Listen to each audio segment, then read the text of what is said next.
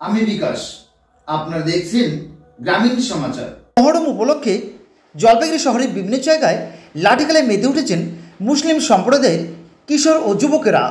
জলপাইগুড়ি শহরের Kadamtala, merchant road, Anandapara, Dinbazar ও সমাজপাড়া সহ বিভিন্ন জায়গায় লাঠি খেলায় অংশগ্রহণ করেন তারা।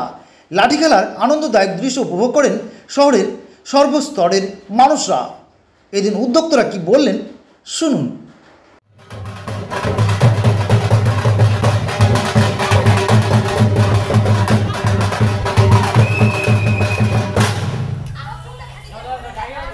করছেন আপনারা? আমরা মহরম খেলতেছি। কিভাবে সেটা খেলছেন? সেটা খেলতেছি হাসেন হোসেনের উপলক্ষে খেলতেছি। এটা কি প্রতি বছর করে এটা থাকেন? প্রতি বছর করি। কোথা থেকে এসেছে তারপরে? আমরা কাদাবাড়ি। আর এখানে কি কি খেলা হয় মূলত? এইখানে হয় কপ্তা, লাঠি খেলা আর ঢোল। কেন খেলা হয় এই লাঠি খেলাটা?